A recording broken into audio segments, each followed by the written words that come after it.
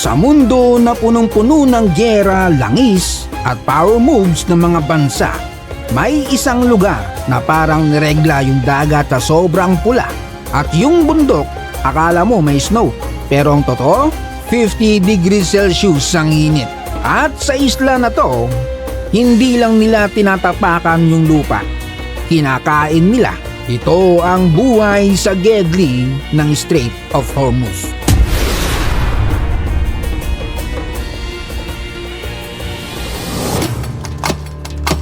Welcome sa Hormuz. Isang maliit na bato lang sa mapa, pero ang posisyon parang nasa lalamunan ng mundo. Dito dumadaan ng halos 20% ng oil supply ng buong planeta araw-araw.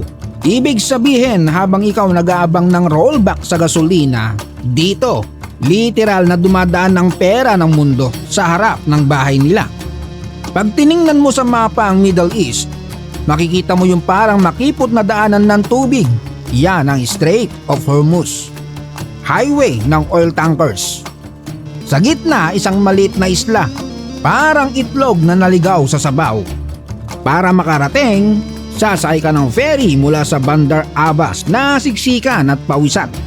Habang palayo ka sa mainland, unti-unting nawawala ang normal na mundo at papasok ka sa isang lugar na parang hindi na parte ng planeta. Kasi pagdating mo, walang green, walang fresh vibes. Ang meron, bato, asin at pulang lupa na parang galing sa impyerno. Dito dumadaan ang mga malalaking oil tanker na punong-puno ng crude oil na sa sobrang bigat, tinutulak nila yung tubig papunta sa dalampasigan. Sa baba, ibang eksena. May mga mangingisda nakasakay sa maliit na bangka, naglalatag ng lambat, walang GPS, walang radar. Shape lang ng bundok ang guide. Isang maling galaw ng tanker, tapos ang kwento. Taob ang bangka at bangkero. Sa mata ng mundo, tensyon, politics, gera.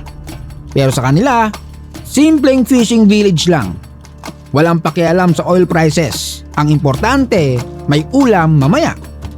Yung mga kamay nila makakapal, basag-basag. Hindi dahil sa skincare routine, kundi dahil sa asin ng dagat.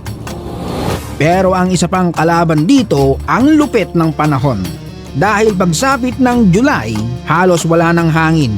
Yung init, hindi na basta init. 50 degrees Celsius. Para silang siomai na naka-steam. Walang kapuno-puno, walang kalilim-lilim, walang fresh air moment.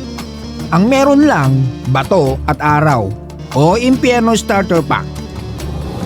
Dito pag gumalaw ka, pagpapawisan ka talaga. At pag pinagpawisan ka, mawawalan ka ng tubig. At dito sa Hormuz, ang pinakamahalaga hindi langis, kundi tubig. Bawat patak ng tubig, imported.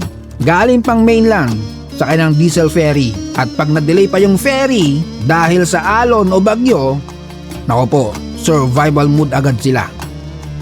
Pero pagdating naman ng December, sa wakas, parang bagyo ang lamig, nasa 18 degrees Celsius. At kasabay ng lamig, dumarating ang pera dahil sa mga turista.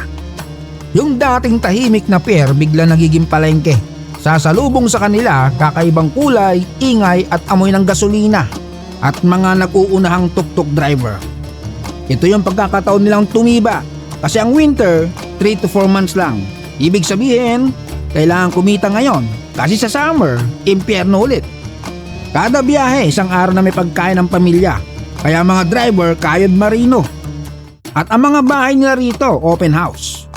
Papapasukin ka kahit di ka kilala.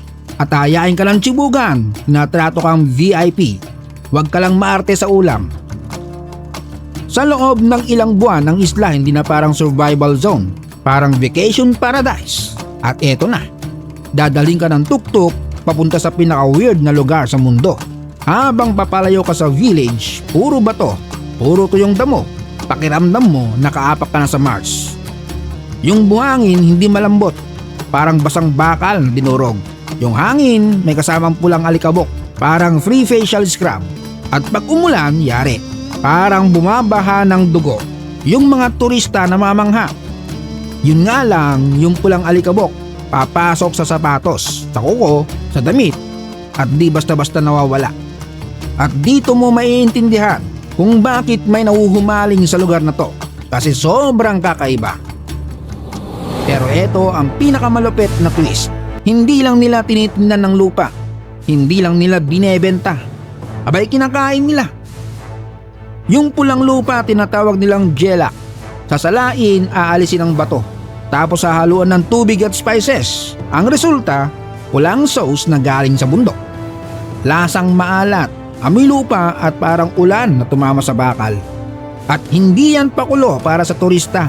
Henerasyon na nila ang gumagawa niyan. Nilalagay sa isda, sa sabaw, sa atsara.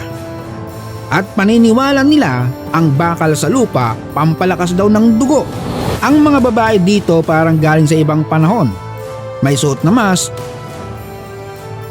mukhang armor, makulay, may design. Parang superhero sa disyerto. Pero hindi lang yan pang fashion. Kasi ang araw dito hindi lang mainit, kalaban yan. At ang hangin may dalang asin at buhangin. Parang sandpaper sa mukha nila everyday. Kaya yung mask hindi pang tago, pang protekta at pang preserve na kagandahan nila. Sabi nila yan ang dahilan kung bakit kahit tirik ang araw, fresh pa rin ang skin nila. Yung kulay at hugis may meaning. Yung red na rectangle, ibig sabihin may sabit na. Gold naman pag may okasyon. At ipinapasa yan mula nanay papunta sa anak. Isa rin itong silent communication ng buong village. Kahit walang salita, alam mo na agad ang story ng tao.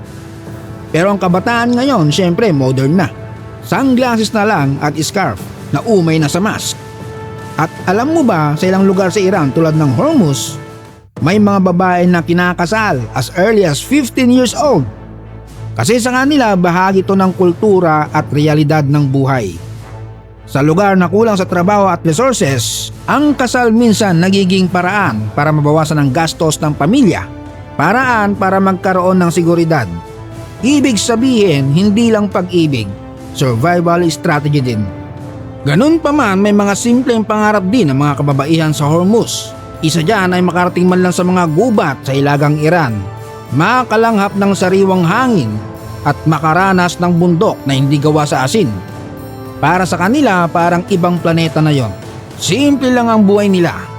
Hindi sila nag-aalala sa oil tanker, sa geopolitics. Ang iniisip nila ang pagtaas ng presyo ng harina at kung may darating na magandang simoy ng hangin. At yung hangin na yon dadaan sa village papunta sa kakaibang lugar sa gitna ng buhangin. May mga dome, makukulay, parang itlog ng alien. Ang Mahara Hotel. Handmade yan, putik, semento, dahon ng palm. Pero hindi pa tapos ang trip. Pagpunta nila sa White Mountains, parang may snow pero mainit pa rin. Dito may Rainbow Cave. Pagpasok mo, biglang lamig, biglang tahimik, at pag tinutukan ng ilaw, kulay pula, purple, orange, parang painting ng lupa mismo. Ang pader magaspang, minsan matalim, minsan parang salamin. At ang pinaka-weird, sobrang tahimik. Dahil hindi nagre-reflect ng tunog ang asin, ina-absorb niya. Kaya maririnig mo, sarili mong tubok ng puso, parang may pressure sa dibdib. Naniniwala sila nakakagaling ang asin. At sa baba ng cliff, isang pawikan, dahan-dahang umaakyat. Mabigat, hirap, pero tuloy pa rin. Maghukay, maglalagay ng itlog sa parehong lugar na ginagamit ng ninuno niya daang taon na nakalipas. At doon, sa simpleng buhangin, nagsisimula ang bagong buhay. Sa mata ng mundo ang Hormuz, checkpoint, strategy, danger zone. Pero sa kanila, isa itong tirahan. At kahit mawala ang mga barko, kahit maglaho ang langis, mananatili ang isla. At diyan nagtatapos ang kwento ng isang lugar na mukhang impyerno. Pero may mga taong patuloy na nabubuhay, lumalaban at ngumingiti. Kung nag-enjoy ka, like, share, subscribe. Dahil dito sa Tito Jones TV, ang dokumentaryo, ginagawang kwentong kanto na hindi mo makakalimutan. Shout out kina JV De Jesus, Joven Mendoza from North Cotabato, Josel Mendoza from Santa Rosa City, Laguna, Hondat family ng Camarines Sur, Rubica family ng Negros Occidental, Altonians Fraternity and Sorority from Bags Balabagan. Happy birthday kay May in Europe. RM Cayetano ng May Kawayan, Bulacan. Nore Gulles, Ava Barbasa from Bacolod City. Emerson Palatao, Papa Kicks from Tansa, Cavite. Ray Parker, Kaaya Janmar, at kay Noli Berenguela na nasa Taiwan.